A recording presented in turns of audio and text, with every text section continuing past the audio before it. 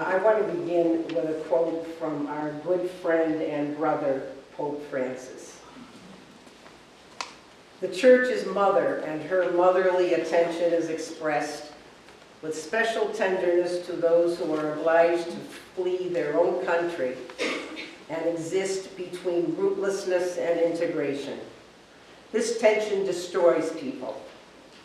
Christian compassion is expressed, first of all, in the commitment to obtain knowledge of the events that force people to leave their homeland, and where necessary, to give voice to those who cannot manage to make their cry of distress and oppression heard. Pope Francis spoke these words in an address to the Pontifical Council for the Pastoral Care of Migrants and Itinerant Peoples in 2013. I'm not an immigration lawyer, and I'm not even an expert on immigration law. I am a sister of Notre Dame de Namur, and I'm a returning missionary.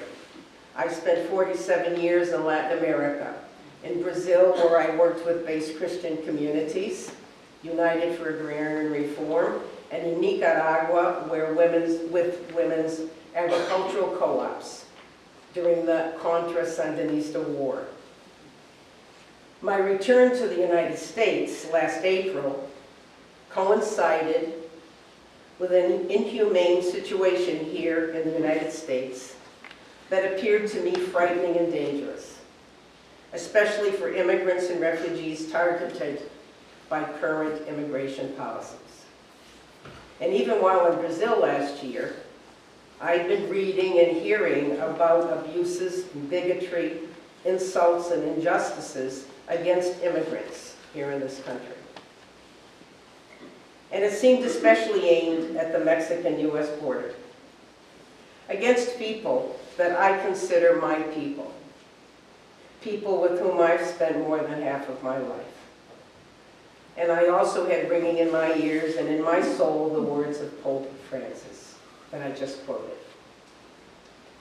So soon after arriving on American soil last year, I began to research and search out what was happening and why. And was there anything that I could do? One of the first things I discovered was the Cara Pro Bono Volunteer Project. That's organized by Clinic, which is the Catholic Legal Immigration Network. And they, along with 3 other immigrant advocacy groups, formed the Cara Pro Bono Project. The Cara Project was organized to give legal support to the thousands of women and children from the Northern Triangle of Central America, those 3 countries being El Salvador, Honduras, and Guatemala, who are seeking asylum in the United States at the border. These families are fleeing gang violence and death that are rampant in their countries. The Cara Project needed volunteers, lawyers, and interpreters to help these imprisoned women and children.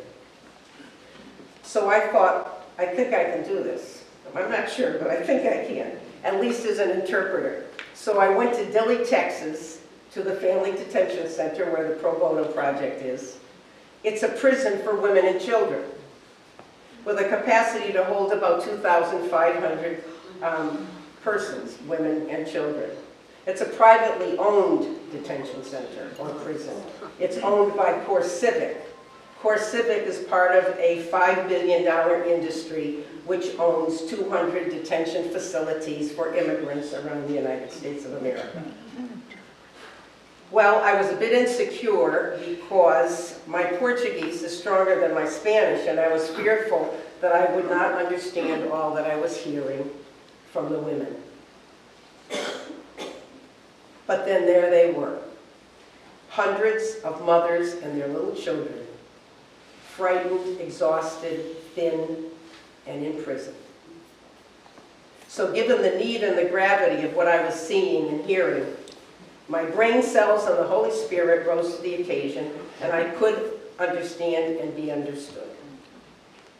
So I spent a week as an interpreter helping 30 women prepared to tell their stories of persecution, why they were seeking asylum here. My job, along with other volunteers, was to help them prepare to tell their stories so as to be credible in their interview with an asylum ICE officer, ICE being Immigration and Customs Enforcement. Who did I meet and what did I hear from them? Marta from El Salvador tells me her story. There was a loud knock at my door and a gang member yells, "We need your daughter to sell drugs for us and you have a date to decide." Martha knows that weeks before, a neighbor's son, who refused a similar demand, ended up dead. And Martha's brother, who also refused recruitment into the gang, was killed 2 years ago by the same gang. So Martha and her 13-year-old daughter quickly pack and begin the long flight before sunrise to the Mexican-U.S. border in a desperate hope to plead for asylum in the United States. Then there's Brenda of Guatemala. Brenda hears that strange men in a black car are kidnapping little girls at the door of the local schoolhouse in the remote area of Guatemala where she lives. The mothers are frantic and the police do nothing to help. Brenda, a single mother, decides she has no choice but to flee with her little girl. She faces the dangerous flight to the Mexican-U.S. border and asks for asylum. In Honduras, Manuel, a 15-year-old, is forcibly recruited into a gang, but he manages to escape a few weeks later, and goes into hiding. The gang threatens to kill his mother, Carla, if she does not reveal his whereabouts. Carla's family says, "You have to get out of here, flee for your life." So within days, she's on her way north to the border with Manuel. And later, they got the horrifying news that their house had been burned down. These are only 3 of the many shocking stories that I heard in Dilley, Texas. But I also had very hope-filled experiences that week, because I met other volunteers, lawyers, law students, paralegals from all over the United States who give their pro bono time and talent to help at this prison for women and children. Then I put the word out to our sisters, the Sisters of Notre Dame de Namur, and now we have 14 sisters who will be volunteering at Dilley during the coming months of 2018. The majority of these sisters are all senior citizens like myself, but our religious communities assume the cost of sending us to Dilley. Before returning east to Baltimore, I went to the Arizona border where I met volunteers who formed the Humane Borders Institute, whose mission is to save desperate migrating people from a horrible death by dehydration and exposure as they tried to cross the deadly Sonoran Desert, attempting to enter the United States.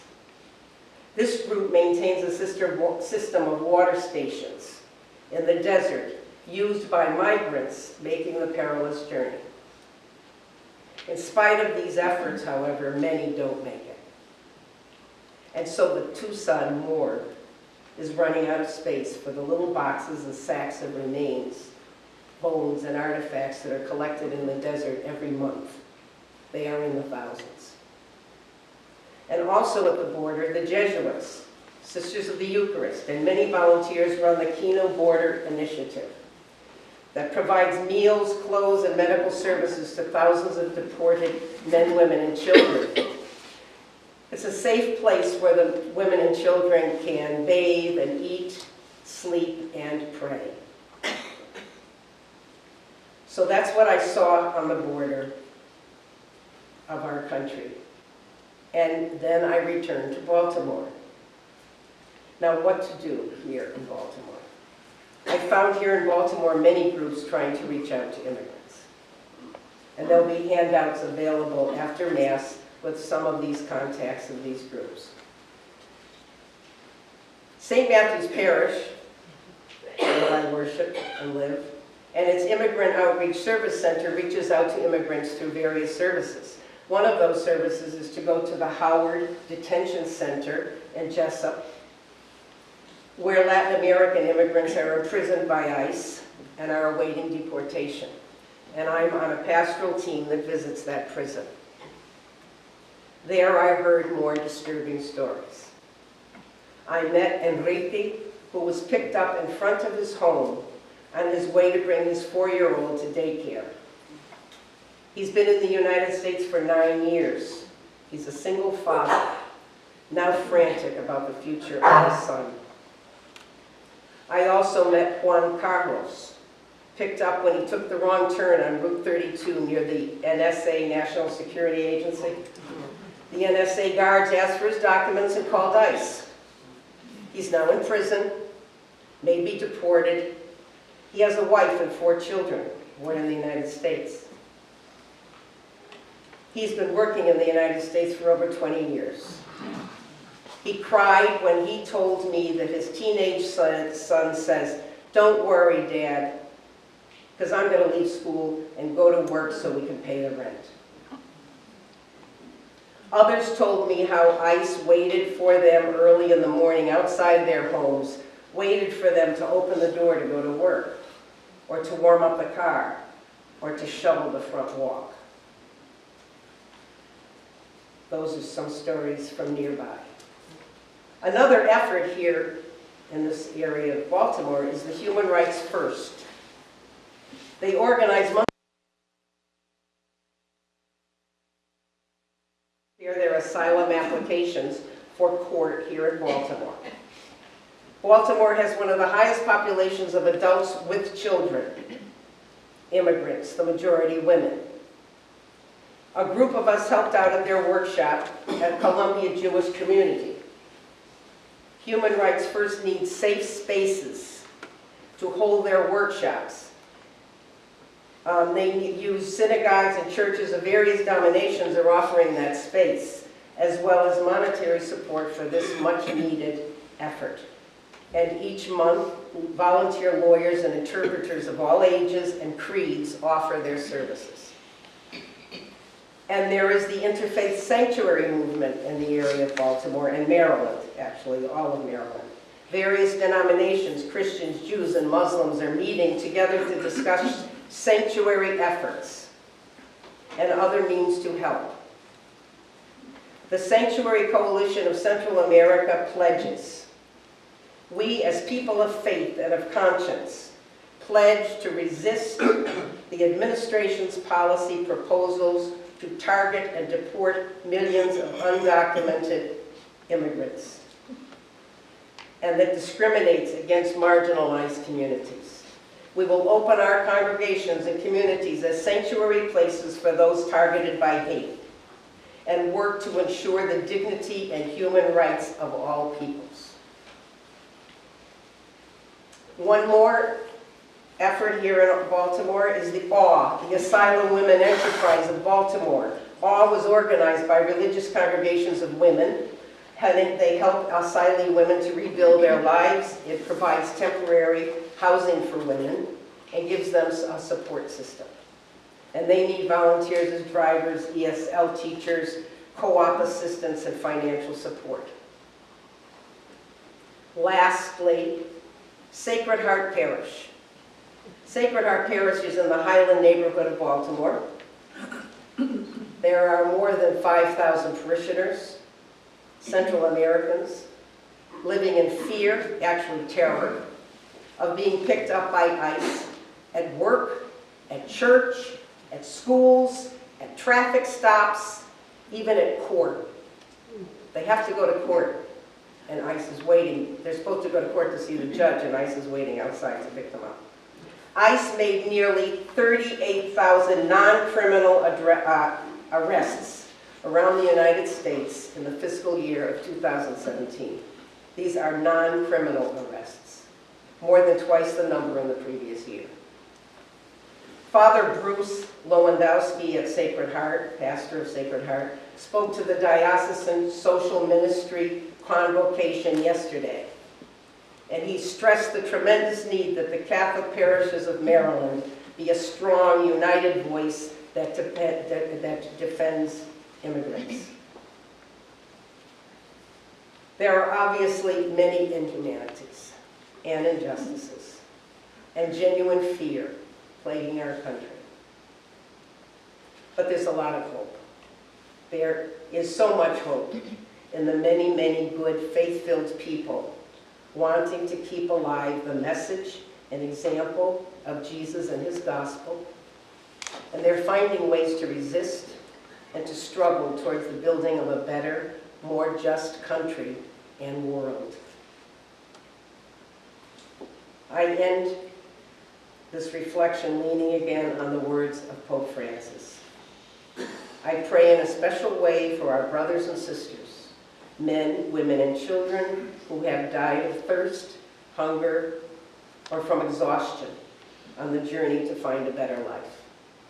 In their hearts, they long for a better future, not only for themselves, but for their families and those closest to them.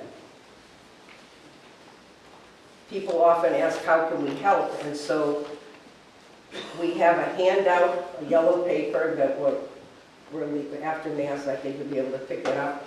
And on the paper are references to sites on the internet where you can read about the work of different groups and see if you'd like to volunteer service, make a donation, enter their prayer force.